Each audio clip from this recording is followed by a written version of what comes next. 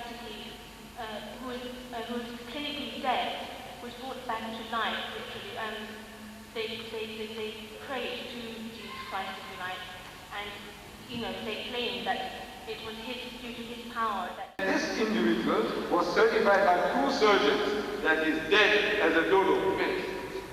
So they took him to the operating table, the box, and the surgeon who was performing the operation to take out the kidneys, he puts the knife through his abdomen. And he hears a sigh. He's looking around at the nurses. Did you do that? Did you do that? He said, no. And the heart starts to palpitate and the man came back to life. Look, this knife did the job. Now what are you going to say? The knife is gone?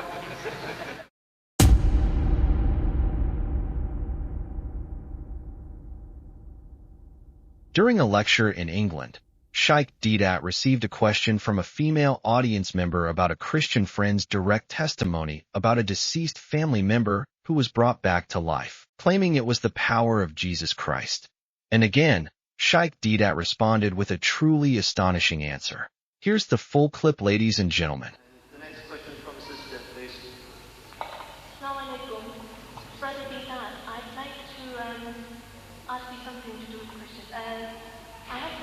I know some Christians who are so convinced about Jesus' healing power that they have witnessed it in their own families, where somebody practically who was clinically dead was brought back to life, literally. They prayed to Jesus Christ, if you like, and they claimed that it was due to his power that the child or whoever was so seriously ill was healed. Now, what sort of reply do I give to that Christian? The question is that some Christians, somebody must have claimed that a person was clinically pronounced dead, and with all the instruments you have at your disposal, and somebody came along and prayed and the person came back to life, so that means now he's on the truth. That their religion is right because they have direct access. Now people like that, you must tell them, what you're wasting your time with an individual. The hospitals are full of your brothers and sisters. Go and heal them. What are you waiting for people to die and bring them back to life? The surgeons are doing it daily. People have been pronounced dead, certified dead, and they have been coming back to life again and again. Here in England, a man was certified dead. He had donated his kidneys, to the kidney bank. But in England, in the UK, before you can operate to extricate the organ, any organ, that person must be certified dead by 2 surgeons. And this individual was certified by 2 surgeons that he's dead as a dodo, finished. So they took him to the operating table, the box, and the surgeon who was performing the operation to take out the kidneys, he puts the knife through his abdomen.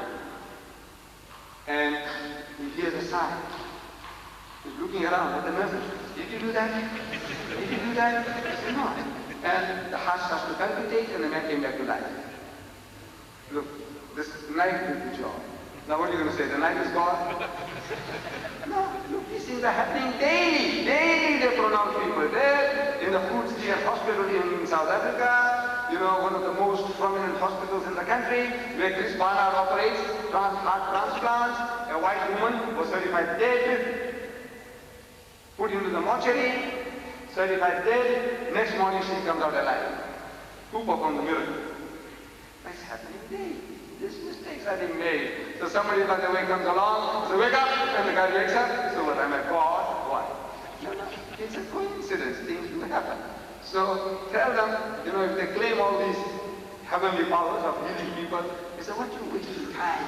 Go to the hospital and get them all out. All those people with hair and clubfoot. Go on, do something for them. What are you wasting time running door to door? The patients are there waiting for you. I'd like to ask you a question, which almost I close off. Is there any Christians in the world today who believe in Allah alone?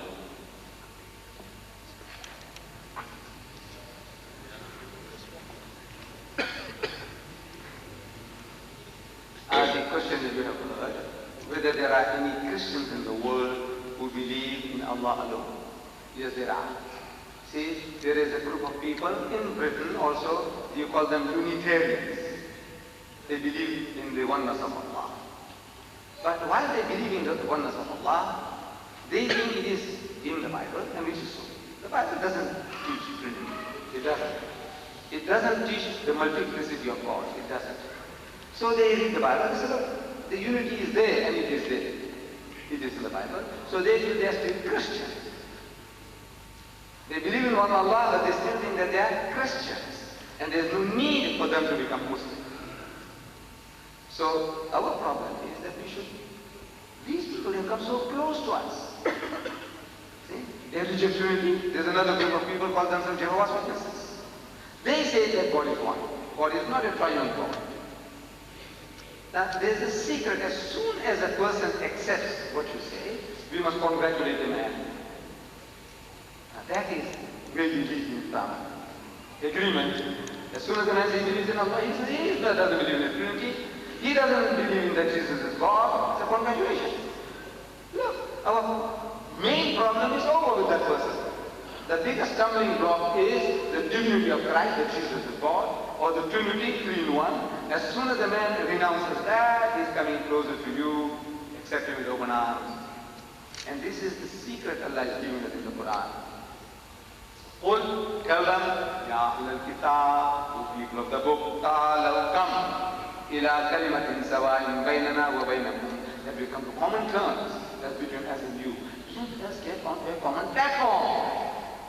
Allah's telling us, get the Jews and the Christians, bring them, call them, that applies to anybody, everybody.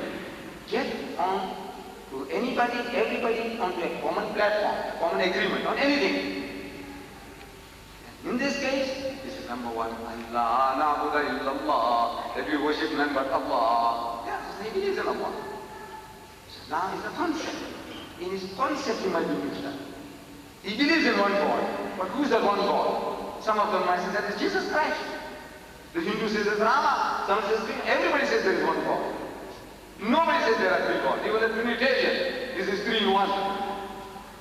So once you find common ground, here's an opportunity to get started.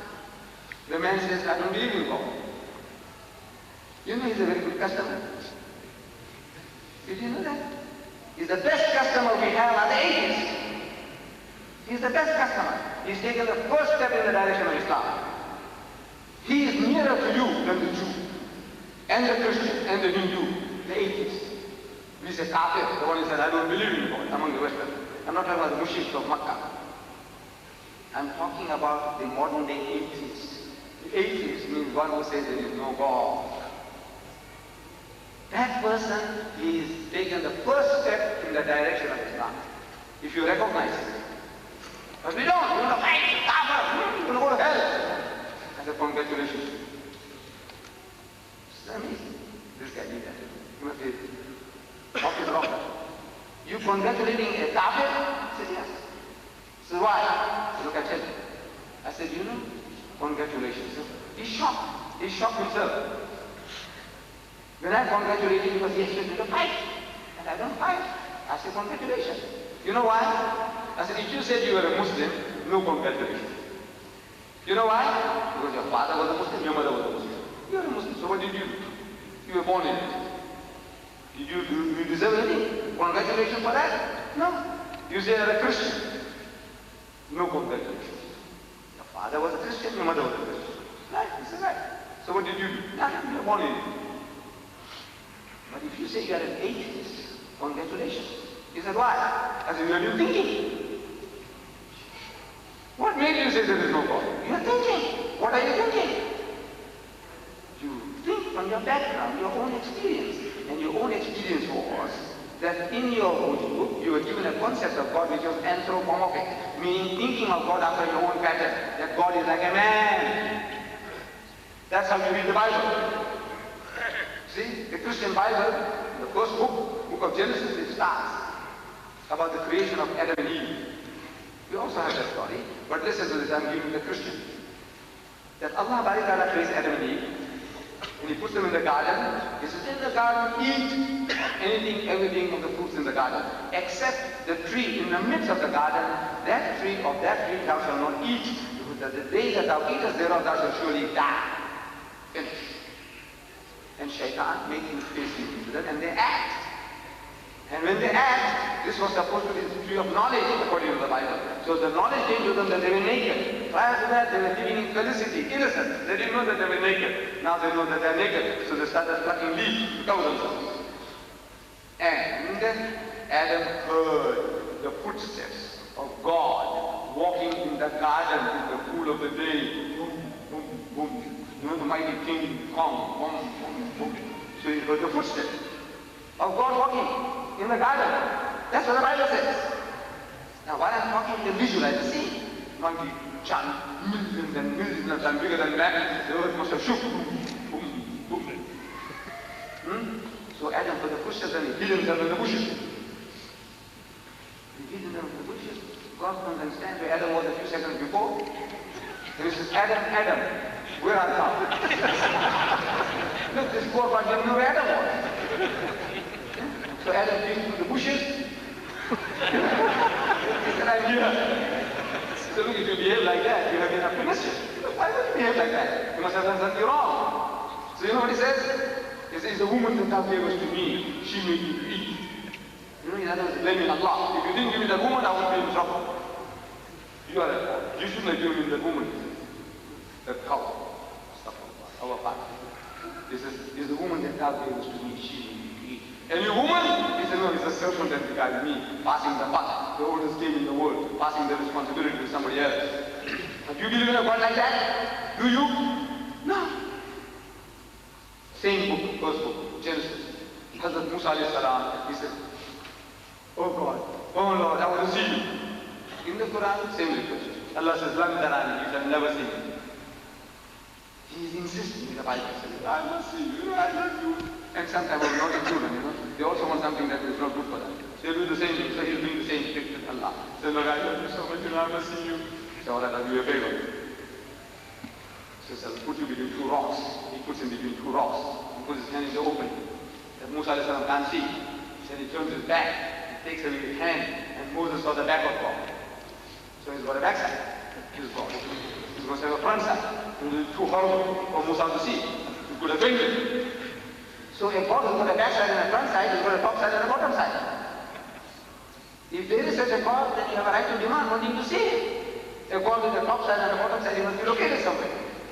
So Gagarin, the Russian astronaut, when he went out into outer space and he returned after so many spins, newspapers of the world carried banner headlines in inverted commas. Where is your God? Where are your angels? Question mark. Gagarin.